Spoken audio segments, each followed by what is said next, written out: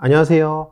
기해성형외과 닥터눈 코익 정현익 원장입니다. 일단 하나 먼저 물어볼게요. 한 분야에서 많은 경험을 쌓은 여러분께 어떤 사장님이 와서 너 와서 나 일 좀 도와줘라. 근데 급여는 초봉밖에 못 주겠다. 우리 사정이 어려우니까 그냥 좀 해줘라. 그러면 도와주실 건가요? 아니면은 열정페이를 강요하는 악덕 사장이라고 욕하실 건가요?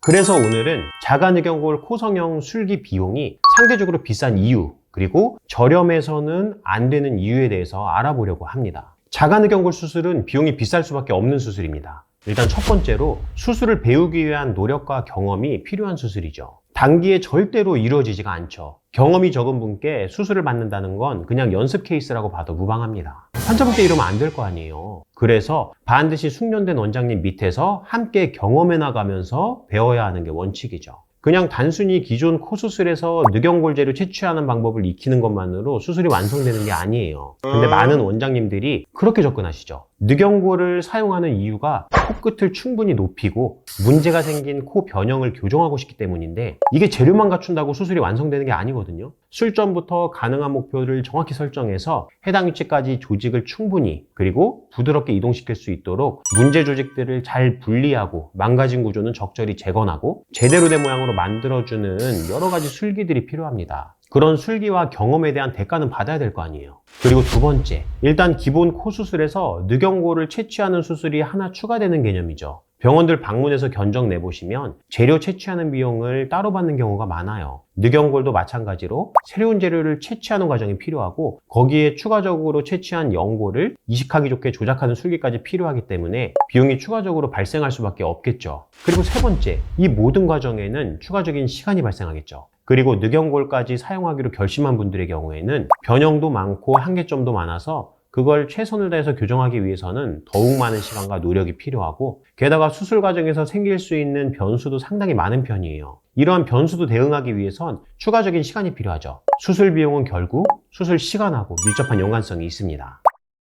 수술 비용이 저렴해도 안 되는 이유에 대해서도 알아볼게요. 만약 물건을 살 때 가격이 많이 떨어졌다 혹은 다들 가격이 오르는데 이상하게 가격이 오르지 않는다 이러면 다들 생각하시는 게 뭐죠? 혹시 원가 절감의 방법으로 비용 낮춘 게 아닌가 이런 생각들을 하실 거예요. 예를 들면 차량을 구매하실 때 가격이 낮아지면 세부적인 옵션을 제외했다거나 사용하는 자재의 질을 낮춰서 가격을 낮춘 게 아닌지 잘 살펴봐야겠죠. 만약에 그래도 괜찮다면 저렴하게 차량을 구매하는 것도 방법 중 하나일 거예요. 하지만 그거를 원치 않는 분도 계실 거예요. 그리고 재료값이 올라가는 상황에서 가격이 유지되는 과자가 있다. 근데 자세히 보니까 과자의 양이 줄었어요. 근데 이걸 원치 않는 분도 계실 거예요. 위에 말씀드린 내용이 사업주가 잘못한 점 있나요? 모든 기업들은 수익을 내기 위해서 운영을 하는데 어떻게 재료값이 올라가는데 가격이 유지될 수 있겠어요?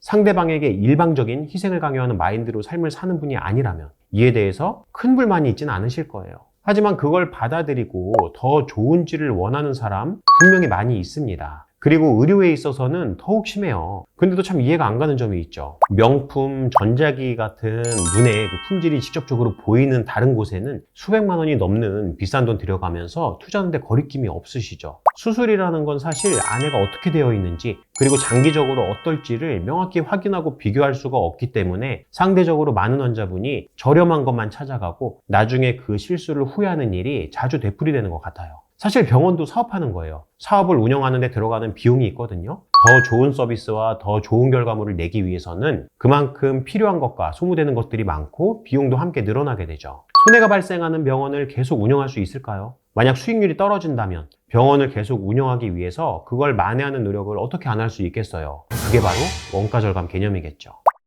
제가 병원을 운영하는 사람으로서 병원의 원가 절감에 대해서 말씀을 드릴게요. 첫 번째로 사용하는 재료를 아끼는 거예요.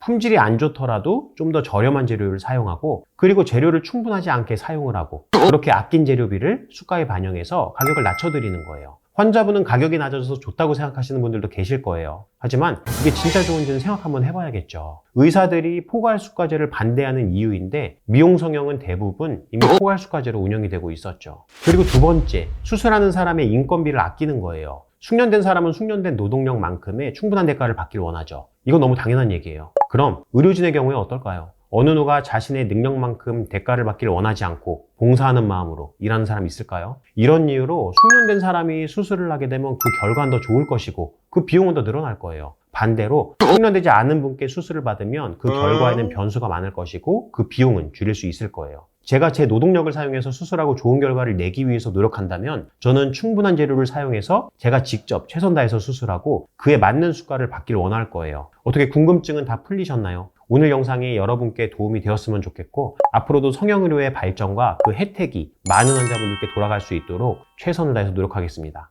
이상 마치겠습니다. 디아의 성형외과 닥터눈코익 정현희 원장이었습니다. 감사합니다.